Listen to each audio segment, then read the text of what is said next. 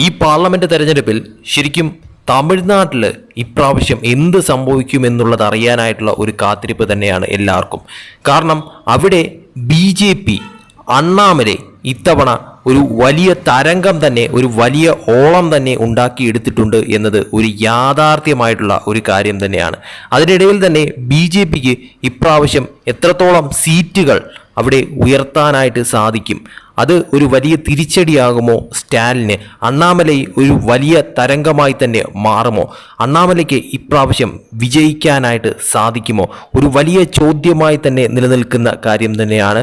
എന്തായാലും ജൂൺ 4-ാം തീയതി ഒരു വലിയ തരംഗം അല്ലെങ്കിൽ ഒരു വലിയ അട്ടിമറി ആ ഒരു റിസൾട്ടിലൂടെ തമിഴ്നാട്ടിൽ ഉണ്ടാകുമോ എന്നുള്ളത് കാത്തിരുന്ന് കാണേണ്ട കാര്യം തന്നെയാണ്. എന്തായാലും പോൾ സർവേ റിസൾട്ടുകളെല്ലാം, ഒപ്പീനിയൻ പോൾ സർവേ റിസൾട്ടുകളെല്ലാം തന്നെ പുറത്തു വരുന്നുണ്ട്. ഫൈനൽ ഒപ്പീനിയൻ പോൾ സർവേ റിസൾട്ടുകൾ പല ദേശീയ മാധ്യമ ചാനലുകളും പുറത്തുവിട്ടിട്ടുണ്ട്.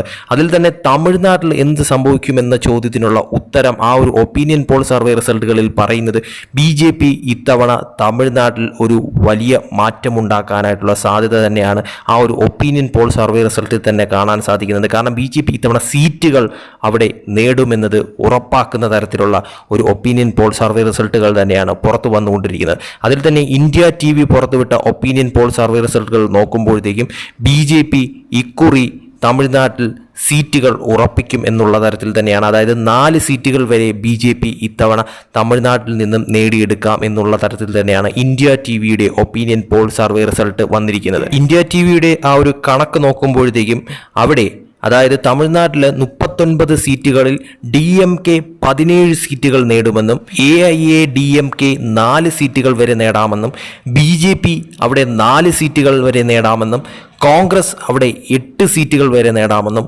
അതേഴ്സ് 6 സീറ്റുകൾ വരെ നേടാമെന്നുമുള്ള തരത്തിലാണ് ആ ഒരു opinion poll survey result India TV പുറത്തുവിട്ടിരിക്കുന്നത്. ഇന്ത്യ TV അല്ലാതെ തന്നെ ടൈംസ് നൗവിൻ്റെ ഒപ്പീനിയൻ പോൾ സർവേ റിസൾട്ടുകളും പുറത്തു വന്നിട്ടുണ്ട്. ടൈംസ് നൗ പറയുന്നത് ഇപ്രാവശ്യം തമിഴ്നാട്ടിൽ BJP അവിടെ നേട്ടമുണ്ടാക്കുമെന്ന് തന്നെയാണ്. അതായത് ടൈംസ് നൗവിൻ്റെ കണക്കുകൾ പ്രകാരം ടൈംസ് നൗ പറയുന്നത് അവിടെ AIADMK 1 മുതൽ 3 സീറ്റുകൾ വരെ നേടാമെന്നും DMK 20 മുതൽ 21 സീറ്റുകൾ വരെ നേടാമെന്നും കോൺഗ്രസ് 5 മുതൽ 7 സീറ്റുകൾ വരെ നേടാമെന്നും അതുപോലെ തന്നെ BJP അവിടെ 2 മുതൽ 6 സീറ്റുകൾ വരെ നേടാമെന്നും അതേഴ്സ് 5 മുതൽ 7 സീറ്റുകൾ വരെ നേടാമെന്നുമാണ്. അതായത് ടൈംസ് നൗ പറയുന്നു BJP അവിടെ 2 മുതൽ 6 സീറ്റുകൾ വരെ നേടാമെന്നാണ്.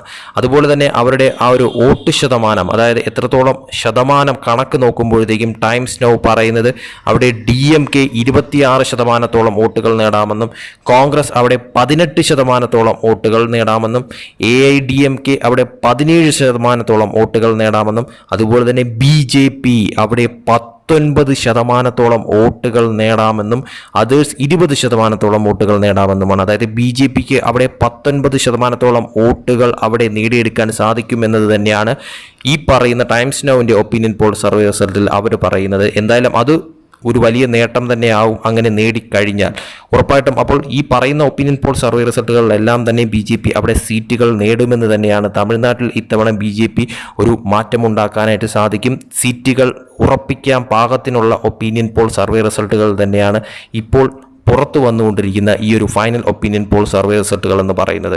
എന്തായാലും അവിടെ അണ്ണാമലൈ വിജയിച്ചു കഴിഞ്ഞാൽ, അണ്ണാമലൈ ഇത്തവണ മത്സരിക്കുന്നുണ്ട്, തീർച്ചയായിട്ടും അണ്ണാമലൈ ഇത്തവണ വിജയിച്ചു കഴിഞ്ഞാൽ ഉറപ്പായിട്ടും അത് സ്റ്റാലിന് ഒരു തിരിച്ചടിയാകുമെന്ന കാര്യത്തിൽ യാതൊരു സംശയവുമില്ല.